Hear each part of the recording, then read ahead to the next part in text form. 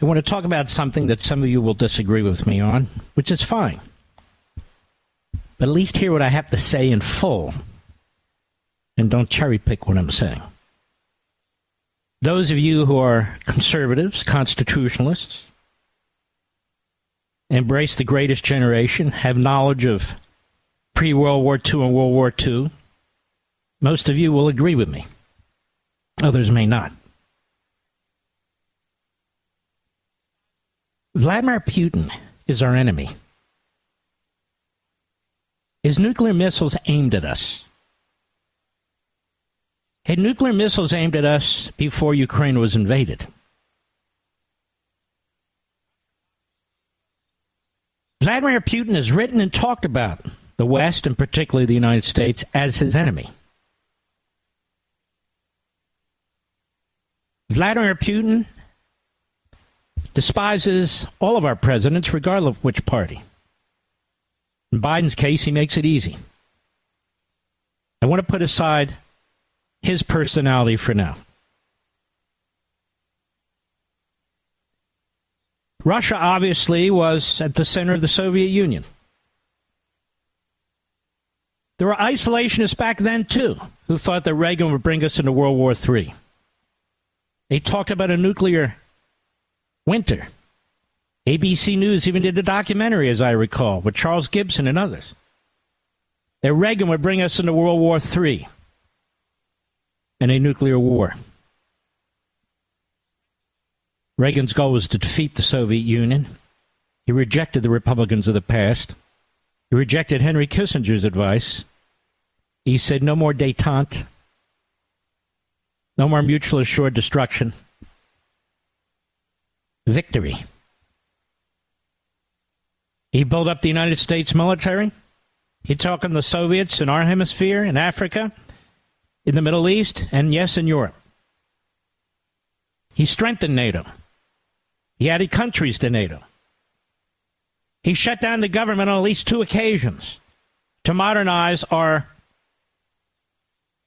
nuclear arsenal, particularly our arsenal in Europe, to send a message. Gaddafi was behind a terrorist act. He tried to take out Gaddafi. France would not give us air, would not allow us to go through their airspace. Obviously, the great Margaret Thatcher did. We almost killed Gaddafi, but we bombed his house. It was said by isolationists and leftists that that was unconstitutional. We never heard from Gaddafi again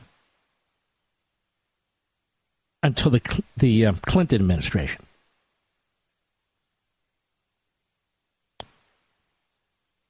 Now, the fact of the matter is, ladies and gentlemen, Reagan built up the United States military not to go to war, but to prevent it. When your enemies see weakness, or even worse, a bunch of Tokyo Roses running around who claim to defend and speak up for their country when in fact they're undermining and attacking it, who claim not to want war, but in fact could precipitate it. It is their voices, it is their faces, it is their broadcasts that the enemy use to create their own motivation and misjudge America. The vast majority of Americans in this country do not trust Putin, and they know he's the enemy. And yet there are voices in this country who are heard over and over again telling us he's not the enemy, Ukraine's the enemy, Zelensky's the enemy. How so? I'll get to that in a minute. More and more we're hearing this same chorus sound very much like Bernie Sanders. In the old days, George McGovern. Today, yesterday, they come out and they say, we want a long-term ceasefire. What the America is doing is evil in supporting Israel. Really? So we have a growing coalition, ladies and gentlemen, of Islamists, Marxists, and isolationists. all who attack America, but only one that pretends to support America. The isolationists. They say history repeats itself. It certainly does. And that's the problem. People don't know history. They don't want to learn history. So many think like Marxists, yet pretend they hate Marxists.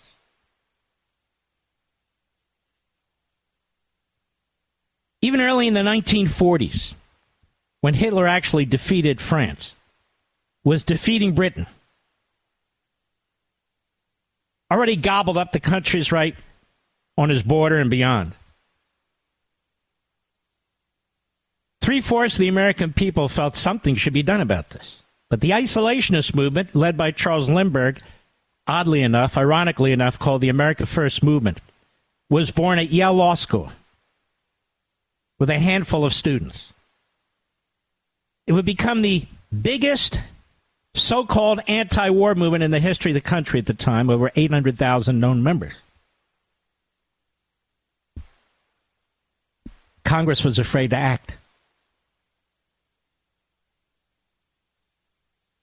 FDR, in many ways, was afraid to act. They claim he did what he could.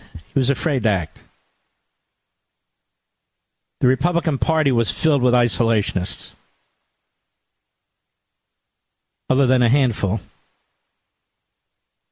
who said, this isn't our war. Hitler can be negotiated with. He can be dealt with. We can give them money. We can help build Germany back. We can do this. We can do that. They completely misunderstood Hitler, as today they completely misunderstand Putin and the Islamists in the Middle East. They're not interested in coexistence. Period. There are evil people in this world who do evil things. We lost almost 420,000 military personnel in World War II. We celebrate those who've survived, of which there are only a few thousand left, as part of the greatest generation. 3 members of my family were part of the greatest generation. As I've told you before, my grandfather fought in Iwo Jima and Guam, and my great-uncle fought in Guadalcanal.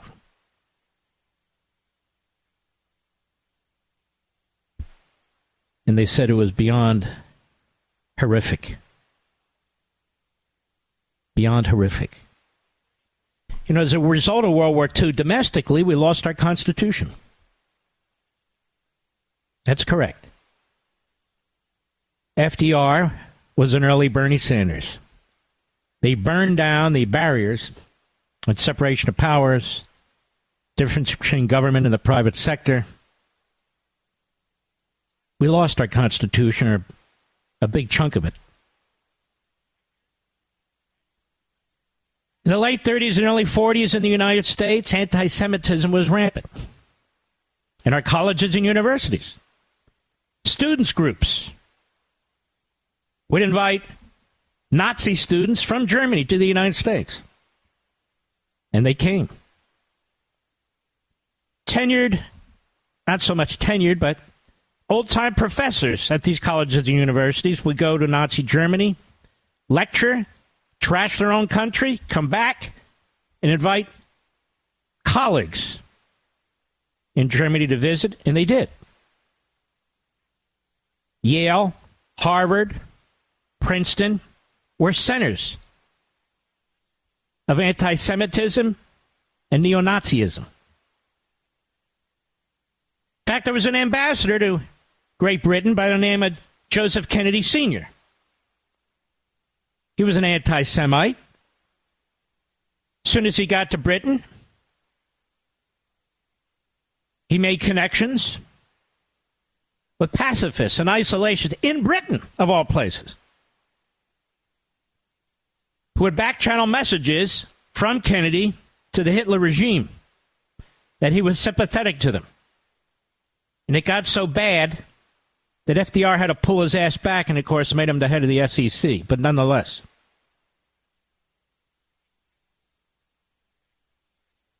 nonetheless. At the United States State Department, as war broke out, it was filled with anti-Semites, as it is today. It's actually led by a self-hating anti-Semite, goes by the name of Antony Blinken. They did everything they could to prevent real Jewish refugees from Europe from coming to the United States. They had caps back then on various countries and ethnicities. The Jews were well below their cap, but FDR and his State Department didn't care. The New York Times is the New York Times today. In many ways, sided with the enemy. They had a correspondent in Berlin who had befriended the Third Reich, and was there for years, spewing propaganda for the Third Reich.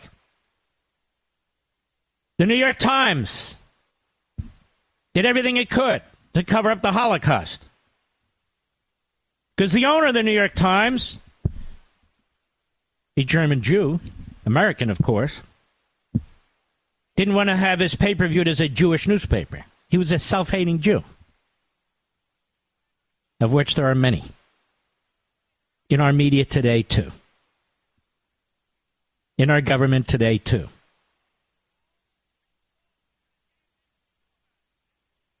So Japan attacks us in 1941. Charles Lindbergh, who had been a great hero, had led this isolationist movement. In fact, he even said, France is gone, Britain cannot win. Why would we get involved in such turmoil? Why would we drag ourselves into their wars? They're far away. They're an ocean away. If Britain falls, Britain falls. There's not a damn thing we can do about it. That's what he said. Go on the internet. I just refreshed my memory about all this morning and this afternoon. But the Axis powers, they were never going to stop. Any more the Islamists or the Marxists are ever going to stop unless they're stopped, either by economic, military, or even psychological measures, unless they fear us and respect us.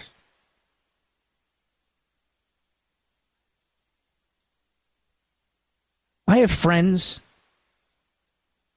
in broadcasting, friends who are part of this movement or that movement. They're saying things and they're doing things that are appalling to me. I'm not a Buchanan conservative. I'm not a Charles Lindbergh conservative.